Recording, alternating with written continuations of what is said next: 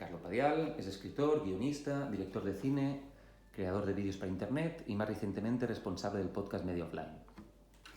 Es sobre todo en este último, en el podcast, donde abordas y comentas de una manera más directa y singular aquello que podríamos llamar, siguiendo a Freud, el malestar de la cultura o de la civilización. En este sentido, quería preguntarte por tu punto de vista al respecto de los malestares contemporáneos y por la manera en que te parece que tu obra deviene una interpretación particular de su tiempo. Sí, bueno, está guay que la referencia que lo vincules con el malestar de la cultura, porque un poco en broma con Carlos de Diego, que es un poco mi socio desde hace muchos años, con quien ya empecé primero en los cómics, luego montamos la primera productora que tuvimos, que se llamaba Los Pioneros del Siglo XXI. Recientemente bromeábamos con la posibilidad de que todo lo que hacemos se podría llamar el malestar en la cultura 2. Y que sería divertido ponerlo en circulación con ese nombre, un poco como quien saca, yo qué sé, Nebraska 2 de Bruce Springsteen, pero lo sacas tú, ¿no? Sin tener nada que ver con Bruce Springsteen. Es divertido el reclamo y la broma. El malestar en la cultura es un poco mi expresión humorística, y yo soy un poco el vehículo, es decir, me tomo a mí porque es lo único a lo que puedo agarrarme, por decirlo de algún modo. Creo que no hay nada más. Creo que no es lo único que puedo presentar. Y el humorista de stand-up comedy hace exactamente lo mismo. Desde Richard Pryor, Lenny Bruce, George Carlin. De algún modo son como... Sí, eso, canalizan los males del mundo, los dolores, las contradicciones a través de su propio cuerpo, a veces literalmente, ¿no? Bueno, yo me dedico un poco a eso, sí, creo que la función del humorista suele ser bastante esa, el verbalizar y aquello que la gente no convive con ello, pero no se ha dado cuenta demasiado de que está, y es algo que yo vivo permanentemente. Es muy frecuente, muy frecuente, y me he hecho especialmente consciente en los últimos 3-4 años de estar en cualquier situación y señalar algo que es muy obvio, pero nadie lo está viendo, y al momento en el que lo haces visible todo el mundo lo compra, y aparte todo el mundo lo comparte y lo normaliza, y hay una sorpresa ahí como, esto estaba aquí, ¿no? Era como... Y a eso es un poco a lo que te dedicas, te dedicas a recolectar pequeñas fogonazos que con tu mirada humorística en el fondo están reflejando a la sociedad de su tiempo, para mí se refleja, podríamos hablar horas de esto, pero... Sí, por una especie de malestar crónico, por una especie de... En mi caso, una sensación de que nada funciona, de que creo que nos hemos habituado, y lo he dicho mucho en Media Offline, a que el mundo no funcione, a una especie como de distopía funcional. Es decir, todo se ha roto, pero seguimos funcionando como si nada hubiera pasado, por el simple motivo de que en los relatos distópicos el escenario cambia, y en nuestra distopía el escenario no ha cambiado. Cuando tú ves Mad Max, está todo roto, y en cambio, evidentemente tú no estás en la situación de Mad Max, pero el hecho de que los edificios sigan estando como cuando tú eras pequeño no ha cambiado eso demasiado. Eso es lo divertido, que ningún escritor de ciencia ficción supo anticipar. O sea, el que la distopía que iba a venir era una distopía donde aparentemente todo está como hace 50 años en realidad, pero los cambios son muy profundos y muy vertiginosos y muy rotos, y los estamos viviendo cada día, y están teniendo una incidencia sobre nosotros muy grave. Todo el mundo está muy jodido en realidad, psicológicamente, y se enfrenta a un grado de incertidumbre a todos los niveles muy profundo. Entonces, es un filón para alguien que se dedica a escribir, a hacer humor, pero sí que es verdad que la mayoría de gente vive como eso, como se agarra a esa apariencia sostenida, para no enfrentarse a la rotura absoluta que estamos viviendo, de todo, a todos los niveles, vamos, cultural, está cambiando todo. En los últimos 10 años los cambios han sido radicales, ¿no?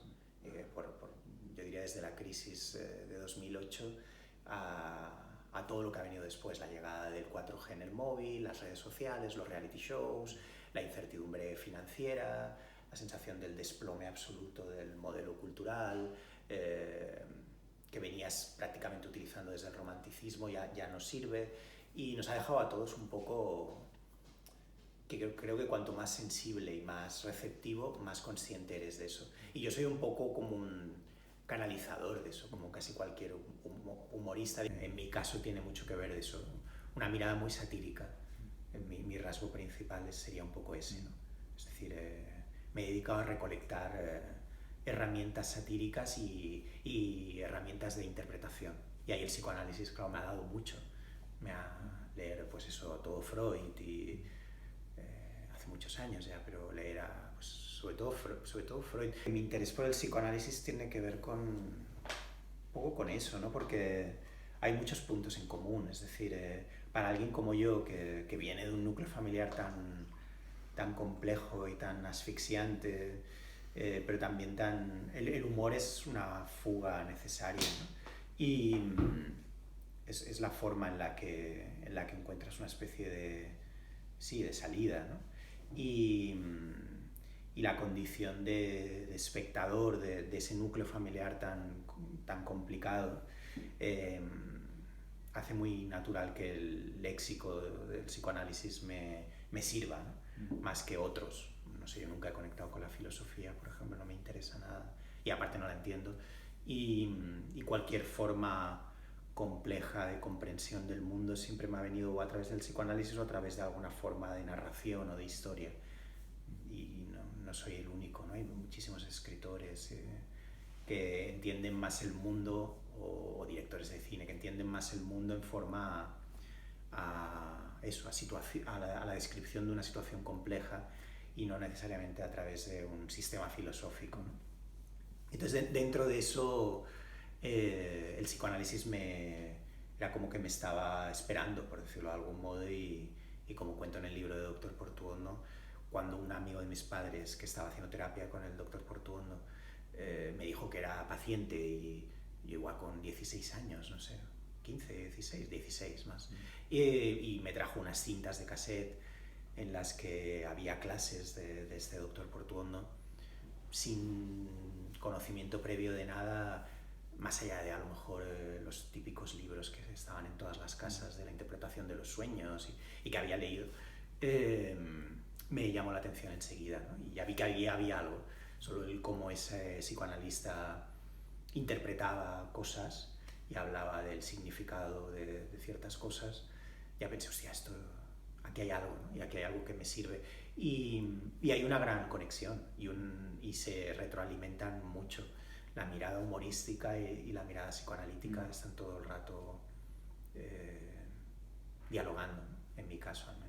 La realidad no va a parar de ofrecerte como pistas, y el psicoanalista las va a emplear para ir trazando un perfil, ¿no? del paciente y entender su historia, más allá de lo que te cuenta, ¿no? Que siempre tiene algo de novelesco y de cuento que te cuentas a ti mismo para poder vivir, desarmar eso y acceder a una verdad superior. Y el humorista hace algo muy parecido, es decir, como, bueno, vosotros me habéis dicho que la sociedad es esto en cualquiera de sus ámbitos, pero yo observo esto, observo lo otro. Hay una gran relación en cómo un buen psicoanalista va a identificar ciertas cosas, y yo los he visto trabajar, sobre todo a Portuondo, pero a algún otro que he tenido la suerte de tener delante, y decir, mira qué fino el tío, como tío, la tía, ¿no? Como no es muy frecuente, ¿sabes? Pero de vez en cuando te encuentras a uno que dices, míralo, ¿sabes? Esto como, qué bien lo ha visto, ¿no? Y el humorista que hace algo muy parecido, y es muy gracioso, porque claro, es como ver más, en el fondo lo que haces es ver más, ¿no? Y es una cosa como muy valiosa, pero que también te desgasta mucho, ¿no? Porque a veces te gustaría como apagar las gafas, ¿no? Por decirlo de alguna manera. Es agotador. Para mí es agotador también. A mí me gustaría a veces desconectar esa especie de radar permanente, porque es agotador contigo mismo, con tus hijos, con tu aquí, allá, y la gente, por ejemplo, que es muy sensible y es consciente de que te tiene al lado, siempre está como disculpándose, y es ridículo también, porque yo tampoco es mi intención estar todo el rato ahí como viendo a ver qué más encontramos, ¿no? Pero no lo puedes evitar, es una forma de vida y por eso los humoristas a veces también, y los artistas en general, pero los humoristas en particular, tienen una cierta hay una cierta un cierto matiz casi trágico. En mí el psicoanálisis tuvo efectos, creo, vamos, uno nunca lo puede, no le corresponde a uno decirlo, pero creo que a la vista está que tuvo unos efectos muy positivos. Es decir, yo cuando cuando empiezo a hacer psicoanálisis con el doctor Portuondo, yo una persona como muy narcisa, muy cerrada, que no estaba, ni siquiera había emprendido el camino de la realización artística. Eso nunca llega del todo, pero ahora por suerte ya hace años que estoy en ese proceso y eso es muy curativo, ¿no? Al final, como decía Portuondo, no sé, una de las funciones de la vida es la realización, ¿no? El realizarte, el intentar encontrar la forma última de quien tú puedes llegar a ser, ¿no? Esa búsqueda, ¿no? Permanente. Y yo, cuando llego a hacer terapia, eso era imposible. Es decir, no había adquirido demasiada conciencia artística, estaba muy perdido en cuanto a referentes, no sabía muy bien qué tipo de artista quería ser. Originalmente yo había querido ser dibujante de cómics, me había gustado muchísimo eso, pero dibujante de cómics a la manera de los años 50 casi, o sea, como quería ser una especie de Will Eisner, el creador de Spirit, o sea, como un tipo con mucha técnica, y una cosa absurda en España, ¿no? O sea, ideas muy narcisas, un poco locas, ¿no? Y esa es una confluencia del psicoanálisis más el descubrimiento que se produce a la vez en esos años de referentes y personas muy claves, que me abre a un poco a quién puedo llegar a ser yo, ¿no? Es decir, empiezo a descubrir pues a Robert Crumb, el autor de cómics underground, empiezo a descubrir el cine de Bergman, empiezo a descubrir Bresson, Orson Welles, empiezo a leer a Robert Walser, empiezo a ver que en un sentido muy amplio que hay una serie de artistas que es lícito expresarte como tú eres de una manera muy única y muy especial, ¿no? Que el arte no tiene por qué rendir necesariamente pleitesía ni a géneros, ni a... Yo había sido un gran cinéfilo y un gran lector de cómics, pero nunca había traspasado el umbral del espectador o del lector, ¿no? Y estaba un poco subyugado a eso. Es decir, me gustaba mucho el cine, pero me gustaba mucho eso, en plan Hitchcock o el policíaco norteamericano de los 40 y los 50, pero es a raíz de esa especie de autoexploración que inicias con el psicoanálisis y de quién tú eres, de tus defectos también, combinado con artistas que han convertido eso en una virtud. Crumb al final convierte sus filias y sus fobias en arte, ¿no? O Bergman, desde luego, no sé, tantos, ¿no? Walser, ¿no? Robert Walser es uno de mis escritores favoritos y convierte sus humores más íntimos en una obra literaria de gran ambición y a la vez muy ligera, muy escueta, ¿no? Entonces El paseo son 100 páginas, pero ahí está todo en realidad, ¿no? Y es un mero paseo, no hace falta más, ¿no? En 100 páginas está contenido todo lo que se puede ofrecer, ¿no? Entonces ya no es Hitchcock, ya no es, no sé qué decirte, no es Spielberg, no es Scorsese, ¿no? Esta especie de obras totales, ¿no? Que se adscriben a géneros y le dan al espectador mundial lo que quiere, ¿no? Sino aquí empiezo a descubrir que el arte puede ser algo mucho más íntimo, más personal y que cada artista puede expresar lo que es él de una manera casi anómala, ¿no? En el arte que a mí me gusta hay algo en su seno que parece que no encaja. Me gusta mucho Cassavetes, me gusta mucho Bresson, me gusta mucho eso, Walser, Michaud, no sé, incontables artistas, ¿no? Y todos tienen algo que parece que no funciona en su obra. Joni Mitchell, por ejemplo, me gusta mucho, Sly and the Family Stone, Prince, Zappa, no sé, todos son únicos y en oposición a eso estaría Michael Jackson, por decirlo de algún modo, que es para todos. A mí me gusta mucho Michael Jackson también, pero yo, gracias a esos procesos de terapia, me empiezo a descubrir a mí mismo, empiezo a descubrir que el arte hecho de esa manera sí que me interpela y sí que puedo ofrecer algo, ¿no? Y que las obras no tienen por qué ser todas iguales y que lo que tú vas a poner en circulación es muy único. Y todo eso, ahí me ayudó mucho el psicoanálisis. Claro, si tú vas a de dónde salgo yo, pues como te decía, yo soy una persona hipersensible, supongo, ¿no? Sí. A la que ya de niño, hostia, se le presenta este paranoico tremendo que es mi padre, que es una especie de histrión esperpéntico, que entiende que ha tenido un espectador al que le tiene que abastecer de todo, ¿no? De chillidos, comedia, todo, ¿no? Verle cagar, gritar, alcoholizarse hasta caerse, cantar en karaoke. Claro, eso es para alguien muy, muy sensible, que va a estar recibiendo tipo la naranja mecánica, eso ya desde niño. Genera una relación con el exterior y ahí nace mi mirada hacia el exterior, ¿no? Y ahí nace también mi querencia por los personajes extremos, ¿no? En el centro de casi todo lo que yo hago suele haber un único espacio y dentro de ese espacio suele haber un histrión. Suele haber un histrión, pues como lo había en mi casa, ¿no? Como lo había con mi padre, ¿no? Y mi madre y yo éramos un poco las espectadores víctimas de esas circunstancias, ¿no? Que nunca sabías qué te iba a traer, ¿no?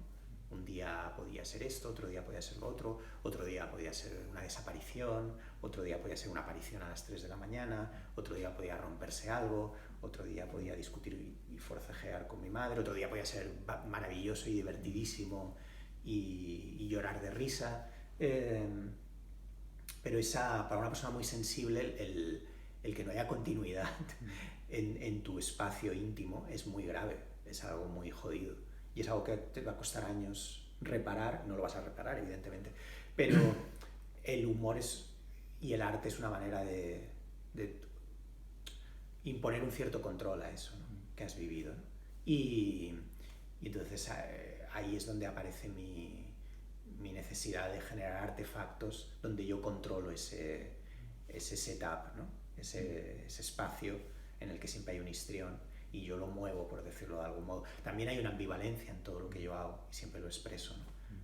A la vez ese mismo sujeto me fascina y me repele, ¿no? Eso está en todo, está en Portuondo, que es una figura, mucha gente cuando vio la serie me dijo, hostia, es una serie casi como muy tenebrosa en realidad. Portuondo es casi como una especie de figura bastante oscura en realidad, ¿no? Básicamente es una serie de un tipo al que le destruye la vida conocer a esta figura, ¿no? Por muy positiva que sea en algún aspecto, todo lo que cuentas es horrible, ¿no? Enloquece todo el mundo, la novia le deja, la novia vuelve loca, hostia, qué loco, ¿no? Y el tipo además te va diciendo todo el rato, no, sí, esto es lo que hay y no sé si estás preparado, ¿no? Porque esto es lo que te va a venir todo el rato, ¿no? Y la vida es esto, ¿no? Tú y yo aquí, ¿no? Pero a la vez hay una gran dependencia y hay una gran fascinación en torno a esa figura, ¿no? La sensación de que ha sido la figura que te ha orientado, ¿no? Y que te ha... Entonces eso está así, está todo el rato. Casi todo lo que yo hago, no todo, pero casi todo lo que yo hago obedece al mismo esquema. Un espacio cerrado, de tipo psicológico, donde se va a dirimir todo, donde se va a dirimir aspectos muy importantes. Por eso me gusta tanto el teatro de Strindberg y las películas de Bergman, ¿no? Porque en esencia son eso. Y una figura muy central, una especie de super yo enloquecido, por decirlo de algún modo. Una especie de super yo injusto, o una especie de super yo imprevisible, que va a traer un conjunto de normas delirante. Y eso es un poco lo que yo hago. Y claro, evidentemente, ¿de dónde viene eso? Viene de mi padre. Mi padre era una persona muy estricta, por un lado. Era un tío que casi fue cura, que trabajó en un banco, o sea, con un sentido de la responsabilidad muy grande y a la vez con un sentido del caos y del exceso absoluto, ¿no? Y combinaba ambas cosas, ¿no? Se iba de un extremo al otro, era depresivo, maníaco, paranoide, con unos problemas sexuales increíbles, y entonces con una culpa brutal y a la vez una negación total de esa misma culpa. Entonces, claro, el que ese sea tu super yo cuando eres pequeño es muy bestia, ¿no? Y te va a llevar toda la vida el superar eso. Bueno, el humorista es el super yo de... Sí, es el super yo de la sociedad, es el que ve más, yo creo. Si te lo paras a pensar, para mí, yo vivo rodeado de escritores, escritoras, directores, o sea, gente de cine y humoristas. Objetivamente, los más interesantes son los humoristas. Y es el más libre también, es el que no le debe nada a nadie, si es un humorista de verdad. Es el que no... Es el que su trabajo se puede hacer casi sin nada, no necesita... Puede escribir, puede hacer tele, puede hacer cine, pero en sí lo único que necesita es la mirada, ¿no? Y es la gente más brillante, y es la gente que mejor te explica, para mí, la sociedad hoy.